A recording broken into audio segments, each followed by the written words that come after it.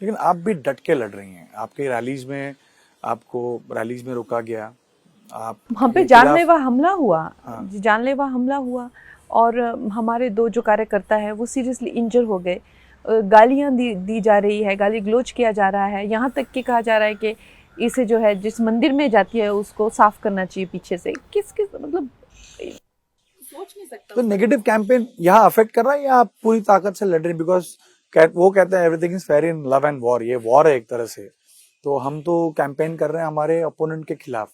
आप भी कहती हैं बड़ा पप्पू, छोटा पप्पू, ये सब आपने भी स्टेटमेंट्स किए। तो ये बड़ा पप्पू, छोटा पप्पू आप जब लाई तो आप कहीं ना कहीं तो उनको नहीं, देखिए क्या होता है कि जब आप एक तरह से स्टूपिड बात करते हैं, Pappu is what suppose to be somebody who is not very intelligent, right? Is somebody who is dumb. तो जब आप डम बातें करते हैं, आप आजकल के ज़माने में जैसे प्रधानमंत्री जी ने कहा, जो बेटियां खुद ऊपर आई हैं, पहाड़ जैसी ऊंचाइयों पर जो पहुंची हैं, उनको आप किस तरह की शब्दावली आप यूज़ कर रहे हैं उनके लिए, तो उससे पता चलता है कि आपका क्या आईक्यू है। तो उस पर ही इन्हांस करते हुए। लेकिन कैंपेन आप किस तरह रन कर रहे हैं? क्योंकि जैसे हम नेपोटिज्म की बात कर रहा था, लेकिन कांग्रेस की सरकार यहाँ पर है, आपके खिलाफ आपके स्टेटमेंट्स, छोटे छोटे स्टेटमेंट्स पकड़े जाते हैं, उनको वायरल किया जाता है और उसी से आपको कॉर्नर करने की कोशिश की जाती है। दलाई लामा के स्टेटमेंट का आपके खिलाफ यूज किया गया और जो आप प्रचारों में बोल रही हैं उसके भी बहुत बारीकी से एक पूरी सोशल मीडिया टीम आपके खिलाफ। देखिए, झूठ का तो हम क्या ही बताएं। झूठ तो कांग्रेस का जो पूरा सिस्टम है वो झूठ पर ही टिका है। दलाई लामा जी ने मुझे खुद आशीर्वाद दिया है, उन्होंने खुद मुझे आशीर्वाद दिया है। तो झूठ उनका हर जगह दिखाई देता है। जैसे अब वो संविधान को लेके कि अगर बीजेपी की गवर्नमेंट आती है तो संविधान बदल देंगे, जो है आरक्षण निकाल देंगे। कितने बड़े झूठ बोल रहे हैं, झूठ पे झूठ बोल रहे जा रहे हैं। मेरे बारे में मैं रोज़ पढ़ती रहती हूँ कि मेरे मेकअप आर्टिस्ट होते हैं और मेरे साथ कोई भी मेरा टीम मेंबर नहीं है, कोई भी नहीं जो मेरा रेगुलर क्रू होता है।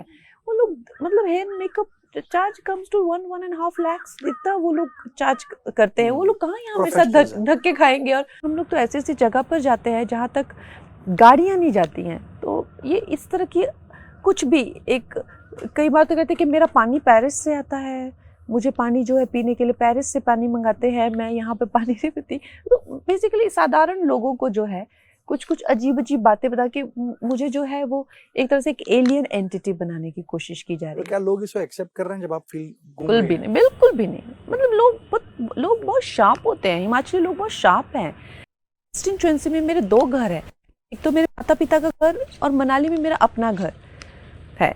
उसका मतलब जो मेरा अपोनेंट है वो तो शिमला ग्रामीण से है। उनका घर यहाँ पे जो कहते हैं ना हॉली लॉज के दरवाजे आप लोग के लिए खुले हैं, वो ये मंडी में है भी नहीं वो।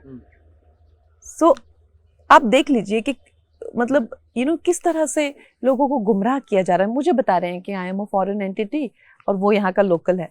मैम, आपसे ये पूछना चाहूंगा कि पोलराइजेशन सभी क्षेत्रों में दिखाई दे रहा है। पहले हम देखते थे राइट विंग, लेफ्ट विंग, चुनाव में भी वो आया है। एक कहते हैं हम राइट विंग है, एक कहते हैं हम लेफ्ट विंग है।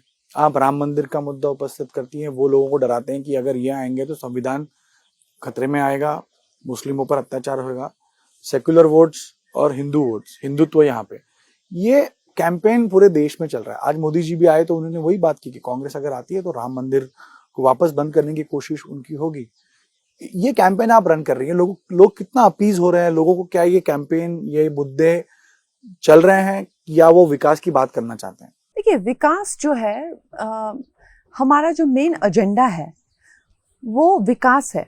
बाकी इनका मैनिफेस्टो आप देखें, ये कोई छीन के ले लो, कोई किसको कर लो, ये बंद कर देंगे, इसकी आरक्षण आपको देंगे, उसका आरक्षण आपको देंगे, हम ये कर देंगे, हम वो कर देंगे, हम जो है we are friends with China. ठीक है, एक असम अरुणाचल वो ले भी गए तो क्या हो गया? अरे कश्मीर में 370 क्यों? हम पाकिस्तान को प्लीज करके चलेंगे, फिर क्या हो गया अगर 1-2 और दे दिए? तो दिस इज लेफ्ट, ये लेफ्टिस्ट का ये है।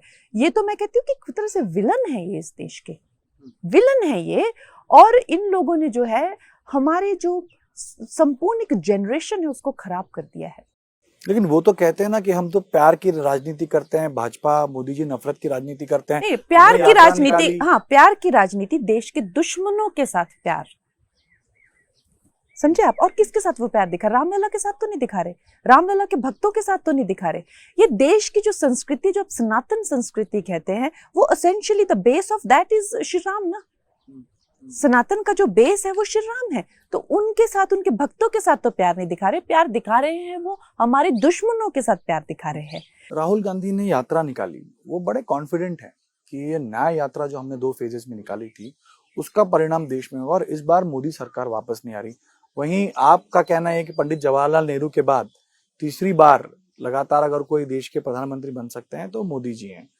तो उनका कॉन्फिडेंस देख के आपको लगता है या कि जो वो क्लेम कर रहे हैं उसमें डिल्यूशनल, बिल्कुल डिल्यूशनल। देखिए, उनके पास कोई कनेक्ट नहीं है।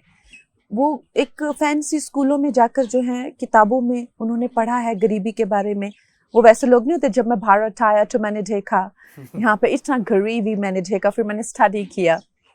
तो वो उस टाइप के कैरेक्टर्स के साथ में भारत कनेक्ट नहीं कर पाता है और इसीलिए तो उनकी माता जी को भी कितने तिकड़म करके जो है वो सत्ता वो हैंडल कर रही थी, वो बिकॉज लोगों का कनेक्शन नहीं था।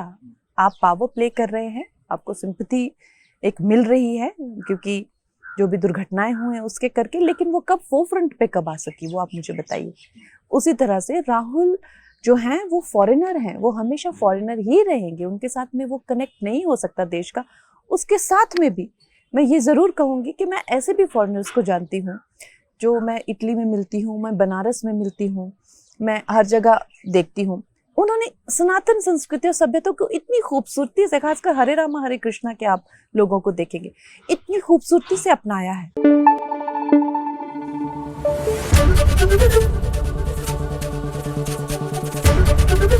एबीपी न्यूज़ आपको रखे आगे।